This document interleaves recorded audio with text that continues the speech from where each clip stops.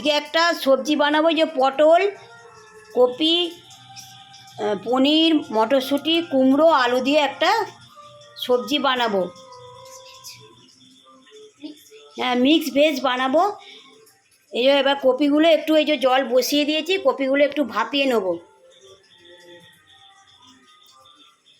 এই সবজির তরকারিটা রুটি, পরোটা, ভাত দিয়ে সব দিয়ে খেতে খুব ভালো লাগে।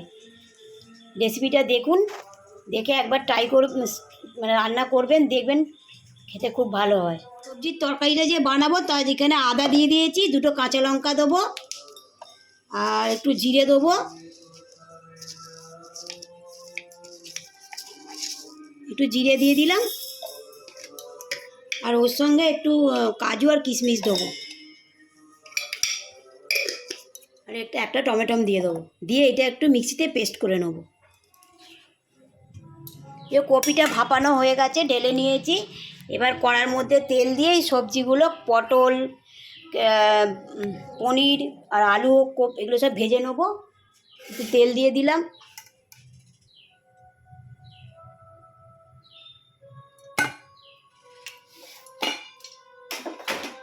যে তেল দিয়ে দিলাম, তেলটা গরম।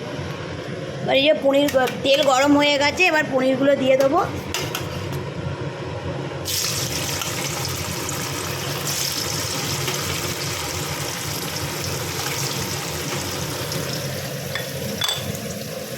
অল্প একটু নুন দিয়ে দেবো।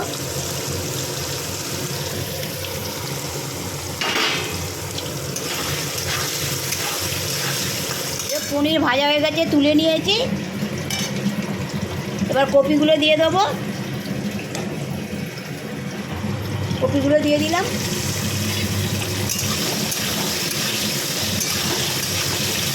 এটাই যা দিতে পারবো না, তাই কপি ভাজা হয়ে গেছে, যে তুলে নিয়েছি। এবার পটলগুলো দিয়ে দেবো। পটলগুলোতে নুন হলুদ দিয়ে দেবো। এবার নুন হলুদ, এটা একটু সাদা সাদা হবে, বেশি হলুদ দেবো না, এই জন্য অল্প অল্প হলুদ দেবো শুধু।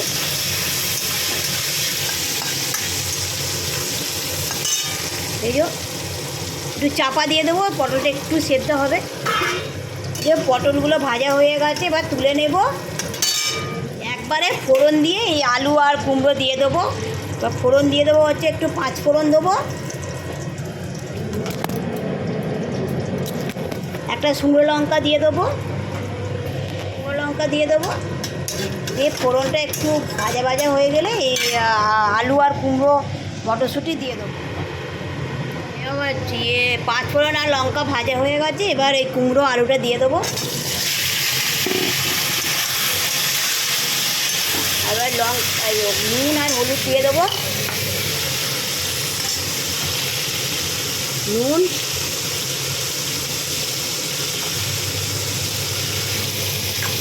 আর হলুদ অল্পই দেবো, হলুদ দিয়ে দিলাম। এবার এটা একটু ভাজা ভাজা করবো। আলু কুমড়ো ভাজা ভাজা হয়ে গেছে, এবার মটরশুঁটি দিয়ে দেবো। মটরশুঁটি দিয়ে দিলাম, ফুলকপি আর পটলও দিয়ে দিলাম।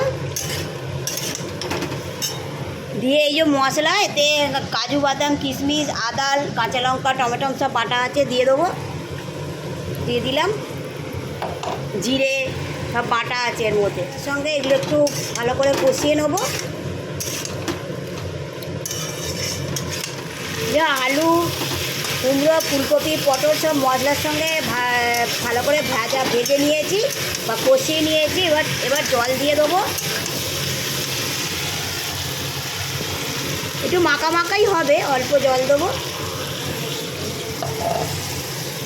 আর অল্প একটু চিনি দেবো,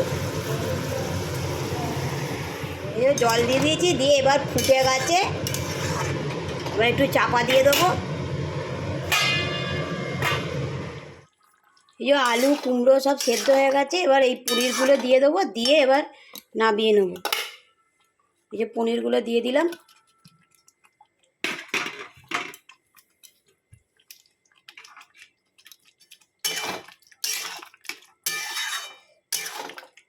যদি এই রেসিপিটা ভালো লাগে তাহলে লাইক অ্যান্ড সাবস্ক্রাইব করে দেবেন।